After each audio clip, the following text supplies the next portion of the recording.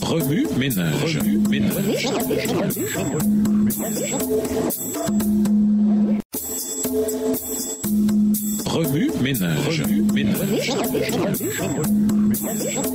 Bienvenue dans votre émission Remue ménage. Nous voilà la leçon de jeudi, le jugement précédé de la miséricorde. S'impliquer. À mesure que l'iniquité s'accroîtra et que le mépris se manifestera à l'égard de la loi de Dieu, ceux qui aiment vraiment Dieu s'efforceront d'atteindre un niveau de sainteté plus élevé. Gardons tous à l'esprit que nous approchons à grands pas de cette crise de l'iniquité humaine, où il faudra que Dieu intervienne. Les Amoréens habitaient Canaan, et le Seigneur avait promis le pays de Canaan aux Israélites. Mais un long intervalle devait s'écouler avant que son peuple ne possède le pays. Il indiqua la raison pour laquelle cet intervalle devait s'écouler. Il leur dit que l'iniquité des Amoréens n'était pas encore à son comble et que leur expulsion et leur extermination ne pourraient être justifiées que lorsqu'ils auraient rempli la coupe de leur iniquité.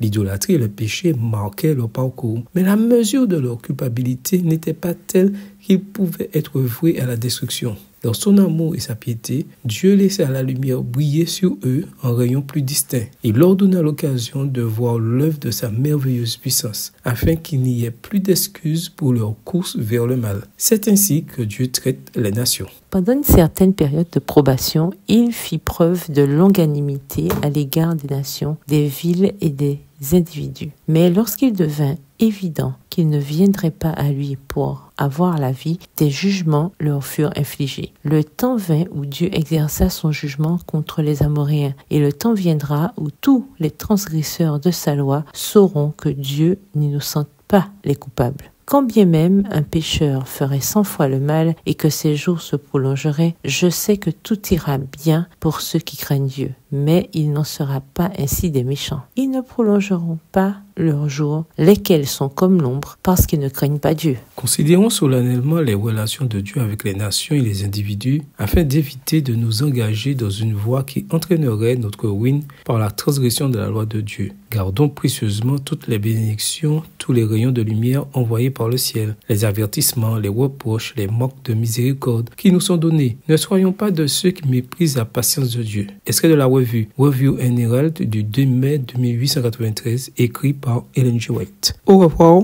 Et à demain si Dieu veut. Remue ménage.